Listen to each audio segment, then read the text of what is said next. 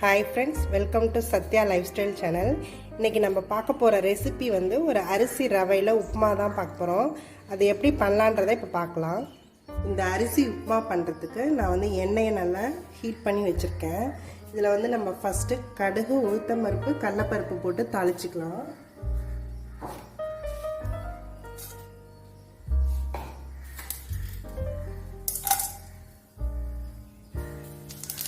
கடுகு நல்லா வெடிச்சிருச்சு. இப்போ வந்து நான் 2 வரமிளகாய், 1 பச்சை மிளகாய், இஞ்சி, கருவேப்பிலை எல்லாத்தையும் போட்டு தாளிச்சுக்கிறேன்.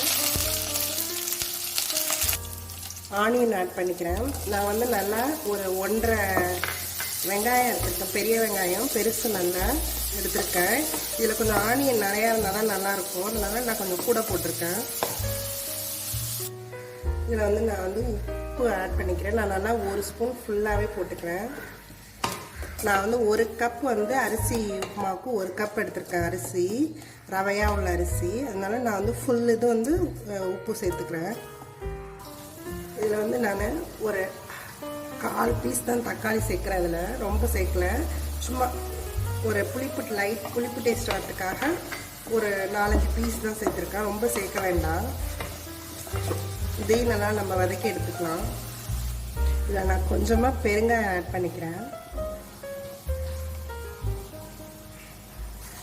இப்போ இதில் வந்து நான் தண்ணி ஆட் பண்ணிக்க போகிறேன். நான் வந்து 1 கப்பு வந்து இதுக்கு வந்து 2 கப் வந்து தண்ணி சேர்க்குறேன். 1:2 தான் கரெக்டாக இருக்கும். அதனால் நான் 2 கப் வந்து இதில் தண்ணி சேர்த்துக்கிறேன். இது நல்லா கொதித்து வரணும். நான் இதை க்ளோஸ் பண்ணி வச்சிடுறேன். இது நல்லா கொதிக்க ஆரம்பிச்சிருச்சு. நான் வந்து ஆல்ரெடி வந்து கேரட்டும் பட்டாணியும் வேக வச்சு வச்சுருக்கேன். அதை இதில் ஆட் பண்ணிக்கிறேன். இதில் இப்போ நான் வந்து இந்த அரிசி ரவையை வந்து இதில் இப்போ ஆட் பண்ணிக்கிறேன்.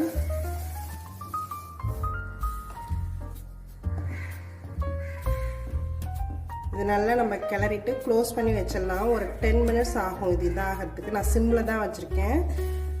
அதனால் இது ஒரு க்ளோஸ் பண்ணி வச்சிட்டோம்னா ஒரு 10 மினிட்ஸில் இது நல்லா வெந்து வந்துடும். இது இப்போ ரெடியாக இருக்கும். இது நல்லா வெந்து வந்துருச்சு இந்த ரவையில் அரிசிலாம். இதில் வந்து நம்ம லாஸ்ட்டாக வந்து இது ஆப்ஷனல் தான். நீங்கள் வேணும்னா தேங்காய் சேர்த்துக்கலாம், இல்லை சேர்க்காமலும் இருக்கலாம். நான் வந்து கொஞ்சமாக தேங்காய் சேர்த்துக்கிறேன்.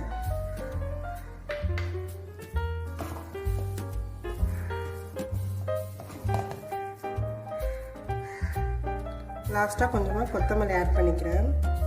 இது இப்போ நம்ம நிறுத்திடலாம். இந்த அரிசி ரவை உப்புமா இப்போ ரெடி ஆகிடுச்சு. இது நான் ஒரு நல்ல மார்னிங் பிரேக்ஃபாஸ்ட்டாக இருக்கும். இது நீங்களும் ட்ரை பண்ணி பாருங்கள். இதில் வந்து நான் கேரட் பட்டாணி மட்டும் போட்டிருக்கேன். நீங்கள் இதில் மஷ்ரூம் போடலாம், கோஸ் போடலாம், காலிஃப்ளவர் இருந்தால் அதையும் பொடி பொடியாக கட் பண்ணி போடலாம், ப்ரக்கோலி போடலாம், பீன்ஸ், இந்த மாதிரி எல்லா வெஜிடபிளுமே இதில் ஆட் பண்ணி பண்ணலாம். தேங்க்ஸ் ஃபார் வாட்சிங். என்னோடய வீடியோஸ் எல்லாத்தையும் பாருங்கள். உங்களுக்கு பிடிச்சிருந்தா எங்கள் சேனலை சப்ஸ்கிரைப் பண்ணுங்கள்.